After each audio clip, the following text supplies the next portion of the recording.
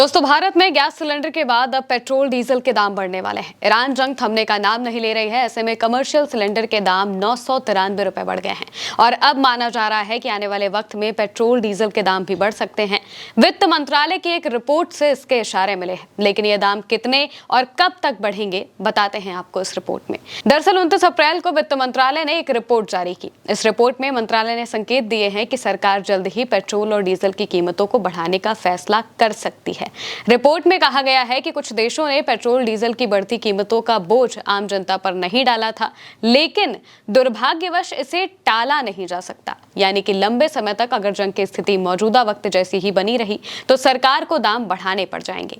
इससे पहले लोकसभा में नेता प्रतिपक्ष राहुल गांधी ने दावा किया था कि 5 राज्यों के चुनाव के दौरान तेल की कीमतों में दी गई रियायत अस्थायी है। उन्होंने एक्स पर पोस्ट करते हुए लिखा था कि ये कीमतें अस्थायी हैं और सरकार 29 अप्रैल के बाद इनकी कीमतों में बढ़ोतरी करेगी। उन्होंने कहा कि जब तेल सस्ता था, मोदी सरकार ने अपना मुनाफा कमाया, अब जब महंगा है तो बोझ जनता पर डालेगी। राहुल गांधी की बात बहुत हद तक सच साबित होती नजर आ रही है, लेकिन सवाल यह है कि सरकार पेट्रोल और डीजल की कीमतों में कितना इजाफा करेगी। 29 अप्रैल को वित्त मंत्रालय ने अपनी मासिक इकोनॉमिक रिपोर्ट में कहा कि भारत इस वक्त मुख्य रूप से सऊदी अरब, यूएई और बाकी खाड़ी देशों से अपनी जरूरत का लगभग 80% से 85% तक तेल इंपोर्ट करता है। लेकिन मौजूदा वक्त में स्थिति क्या है? मौजूदा वक्त में इन सभी जगहों से तेल आने के रास्ते लगभग बंद हो चुके हैं, क्योंकि होर्मुज स्ट्रेट बंद है, अमेरिका की नाकाबंदी है, ईरान की नाकाबंदी है, जिस वजह से यूएई समेत जो उधर के बाकी के खाड़ी देश है जैसे कि कुवैत, बहरीन, इराक, इन सब जगहों से टैंकर्स नहीं निकल पा रहे हैं। सऊदी अरेबिया के टैंकर्स को मौजूदा वक्त में कोई दिक्कत नहीं है, लेकिन प्रोडक्शन पर बहुत बड़ा असर पड़ा है। इसके अलावा भारत अमेरिका से छूट मिलने के बाद रूस से भी कच्चा तेल खरीद रहा है। हालांकि यही छूट अमेरिका ने ईरान से तेल खरीदने को लेकर भी दी थी। इसके बाद भारत ने ईरान से 7 साल बाद करीब 40 लाख बैरल कच्चे तेल की डील की थी, जिसमें से 20 लाख बैरल तेल 2 टैंकरों के जरिए गुजरात के बंदरगाहों पर पहुंच भी गया है। लेकिन अब बाकी का तेल आने की में दिक्कत हो रही है, क्योंकि ईरान के टैंकरों पर मौजूदा वक्त में अमेरिका ने नाकाबंदी लगा कर रखी है। ईरान के जो भी टैंकर निकलने की कोशिश करते हैं, अमेरिका की नाकाबंदी की वजह से उन्हें वापस मुड़ना पड़ता है। भारत को कच्चा तेल औसतन $113 पर बैरल की कीमत पर मिल रहा है। रिपोर्ट में कहा गया है कि दुनिया भर के देश इस समय नुकसान उठा रहे हैं, जबकि कनाडा और जापान जैसे देश इसके लिए पहले से तैयार थे और उन्होंने अपनी जरूरत का लगभग 2 साल का तेल इकट्ठा कर रखा था। भारत में तेल की कीमतों की बढ़ोतरी को लेकर अलग अलग आंकड़े सामने आए हैं। कोटक इंस्टीट्यूशनल इक्विटीज ने आशंका जताई है कि आने वाले समय में पेट्रोल और डीजल की कीमतों में 25 से 28 रुपए तक की बढ़ोतरी हो सकती है, जबकि मैक्वेरी ग्रुप ने पेट्रोल में 18 रुपए और डीजल में 35 रुपए की बढ़ोतरी की बात कही है। वहीं स्टैंडर्ड चार्टर्ड का मानना है कि अगर आने वाले समय में कच्चे तेल की कीमत $95 प्रति बैरल रहती है तो तेल की कीमतों में 8 से 15 रुपए तक की बढ़ोतरी हो सकती है।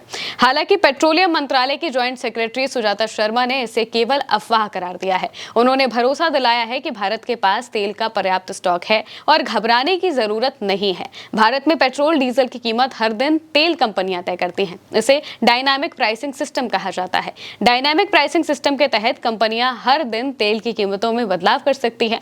हालांकि सरकार का अंदरूनी दखल हमेशा से रहा है। भारत में हमेशा से पेट्रोल डीजल की कीमतें बड़ा चुनावी मुद्दा रही हैं। यही वजह है कि सरकार चुनाव से पहले इनमें किसी भी प्रकार की बढ़ोतरी करने से बचती है। और अब जब 5 राज्यों के चुनाव हो गए हैं, रिजल्ट आने अभी बाकी हैं, तो इस वजह से विपक्ष ऐसा अंदाजा लगा रहा है कि चुनाव जैसे ही खत्म होंगे, रिजल्ट आ जाएंगे, इसके बाद तेल की कीमतों में बढ़ोतरी हो सकती है। 1 मई से तेल की कीमतों के बदलने का अंदेशा जताया जा रहा था, लेकिन फिलहाल तेल कंपनियों ने नागरिकों को राहत दी है। इंडियन ऑयल ने एक बयान जारी कर बताया है कि रिटेल ग्राहकों के लिए पेट्रोल और डीजल की कीमतों में कोई बदलाव नहीं किया गया है और देश की कुल खपत का लगभग 90% हिस्सा यही रिटेल ग्राहक इस्तेमाल करते हैं।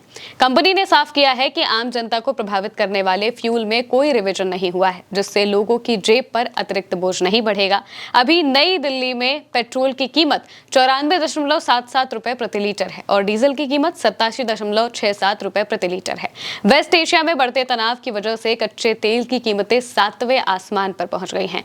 ब्रेंट क्रूड की कीमतों में 1.2% की बढ़त देखी गई है और ये $111.70 पर बैरल के स्तर पर पहुंच गया है। बल्कि इससे महज 1 दिन पहले ही क्रूड ऑयल की कीमत 4 साल के सबसे हाईएस्ट स्तर 126.41 डॉलर पर बैरल पर पहुंच गई थी। दूसरी ओर अमेरिकी क्रूड ऑयल की कीमतों में भी 0.5% की तेजी आई है, जिसके बाद ये 105.64 डॉलर पर बैरल पर कारोबार कर रहा है। कच्चे तेल की कीमतों में उछाल का सीधा असर तेल कंपनियों की जेब पर पड़ रहा है। एक ताजा रिपोर्ट के मुताबिक पेट्रोल और डीजल की खुदरा कीमतें स्थिर होने की वजह से सरकारी तेल कंपनियों को हर लीटर की बिक्री पर भारी घाटा उठाना पड़ रहा है।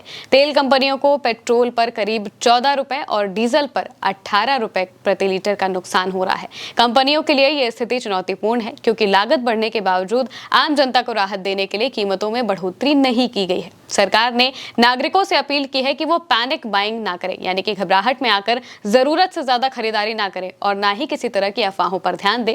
आम लोगों को सलाह दी गई है कि वो केवल आधिकारिक जानकारी और सरकारी बयानों पर ही भरोसा करें। अब देखना होगा कि जंग कब पूरी तरह से खत्म होती है, क्योंकि उससे पहले कंपनियों को राहत नहीं मिलेगी और ये जंग की स्थिति लंबे वक्त तक रही तो कंपनियों को दाम बढ़ाने पड़ जाएंगे, उन्हें मजबूरन दाम बढ़ाने पड़ सकते हैं। हालांकि फिलहाल कीमतों में कोई बदलाव की खबर नहीं सामने आई है। देखना होगा कि आखिर कब तक ये चलता है। फिलहाल के लिए मेरे यानी महिमा के साथ इस खबर में इतना ही। आप देखते रहिए उल्टा चश्मा यूसी।